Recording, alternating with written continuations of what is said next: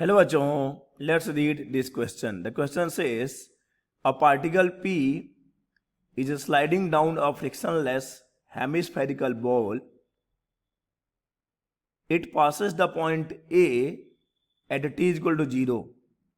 At this instant of time, the horizontal component of its velocity is v.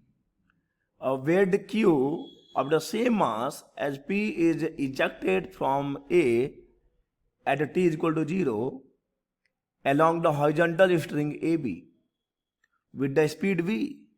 Friction between the bed and the string may be neglected. Let Tp and To be the respective times. This is T Q बच्चे, this is T Q ना, क्योंकि आपको option में कहीं भी ओ नहीं मिलेगा. This is T Q. So let TP and T Q be the respective time taken by P and Q to reach the point B.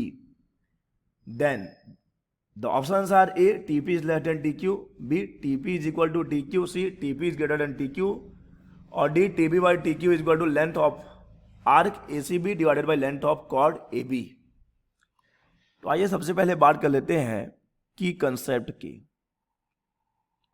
की कंसेप्ट, ओके. तो देखो की concept for this question will be simply we can say it is a problem of mechanics और we can say kinematics. तो यहां पे अगर हम की कंसेप्ट की बात करते हैं तो यहां पर हमको बात कर लेनी चाहिए डिस्टेंस और डिस्प्लेसमेंट की. डिस्टेंस एंड डिस्प्लेसमेंट, ठीक है. अपने को पता है डिस्टेंस क्या होता है, डिस्प्लेसमेंट क्या होता है. देखो यहां पे एक पॉइंट ले लीजिए, यहां पे एक पॉइंट ले लीजिए, ओके. तो अगर पार्टिकल कुछ ऐसा मोशन परफॉर्म कर रहा है, so what is distance? Total length covered by the body is distance. लेकिन डिस्प्लेसमेंट क्या होता है? डिस्प्लेसमेंट होता है straight line distance between the final and initial position of the object. Okay, एक चीज और है. देखो अगर हम बात करते हैं एक्सेलरेशन की, तो हमको थोड़ा सा यहां पर एक्सेलरेशन का भी नॉलेज चाहिए होगा. What is acceleration? The rate of change of velocity. अगर टाइम के साथ वेलोसिटी इंक्रीज हो रही है तो एक्सेलरेशन है, और अगर टाइम के साथ वेलोसिटी डिक्रीज हो रही है तो उसको हम रिटार्डेशन बोलते हैं. ओके, और यहां पे एक्सेलरेशन और रिटार्डेशन का खेल चलेगा. चलिए आ जाते हैं अपने सवाल पर. अपने सवाल पे आ जाते हैं बच्चे. देखिए क्वेश्चन में गिवन है कि एक पार्टिकल है पी जो कि एक हेमिस्फेरिकल बॉल में मोशन कर रहा है, और जब वो ए पे है और यही टाइम जीरो है, जब ए पे है तो यही टाइम जीरो है, यही समय जीरो है, और वहां पे उसकी वेलोसिटी कितनी है? वी है. ठीक है. तो देखो यार हॉरिजॉन्टल वेलोसिटी यहां पर आप देख पाओगे कि जब आपका हॉरिजॉन्टल स्पीड की बात करें तो दोनों ही मासेस का, देखो अब कौन कौन से दो मास की बात हो रही है भाई साहब? एक पी है, एक क्यू है. दोनों का ही मास सेम है, दोनों का ही इनिशियल वेलोसिटी वी गिवन है. ठीक है, दोनों का ही इनिशियल वेलोसिटी वी गिवन है. ओके, देख लो यहां पर मासेस आर सेम, कहीं लिखा होगा सेम मास, एंड इसका भी वेलोसिटी वी ही है. ठीक है. तो जिस स्पीड से क्यू निकल रहा है या मोशन कर रहा है इस ए बी स्ट्रिंग पर, तो यहां पर उसका इनिशियल वेलोसिटी भी तो वी है, किसका? पी का. लेकिन अब देखो यहां पर अगर मान लो कि पार्टिकल यहां कहीं पहुंचा, तो यहां पर हम इसको जो है रिजॉल्व कर पाएंगे. कैसे रिजॉल्व कर पाओगे? देखो वी नो डैट, ठीक है, काम करते हैं रिजॉल्व करने के लिए अलग डायग्राम बनाते हैं. हम रिजॉल्व कर रहे हैं, ठीक है. मान लीजिए आपका पार्टिकल जो है पी ओ यहां पर है, तो भाई वेट तो हमेशा वर्टिकली डाउनवर्ड रहेगा, सबको पता है एम जी. नॉर्मल रिएक्शन, ठीक है, हमेशा सरफेस के परपेंडिकुलर होता है नॉर्मल रिएक्शन, तो ये हो जाएगा normal reaction.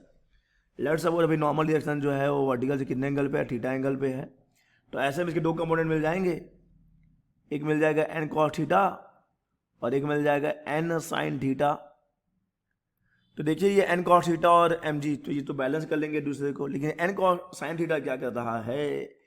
N sine theta जो है उस पार्टिकल पी को एक्सेलरेट करेगा along the horizontal डायरेक्शन.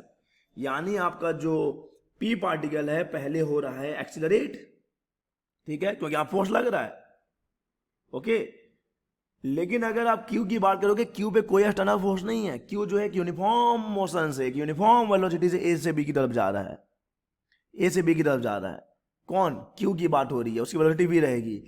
लेकिन पी की अगर बात करेंगे तो पी जो है किसी भी इंटरमीडिएट स्टेट पर अगर आप देखोगे तो पहले वो एक्सलेट होगा। कहां से कहां तक एक्सलेट होगा बच्चे? जब तक कि वो इस मिड पॉइंट ओ तक नहीं आ जाता, ठीक है। यहां तक वो एक्सलेट होगा और इसके बाद वो रिटार्ड होगा। तो पहले एक्सलेट हो रहा है, उसके बाद रिटार्ड हो रहा है। तो जब एक्सलेट होगा तो वेलोसिटी इंक्रीज हो जाएगी ना, सिंपल है। तो जब वो पहुंचेगा कहां पर?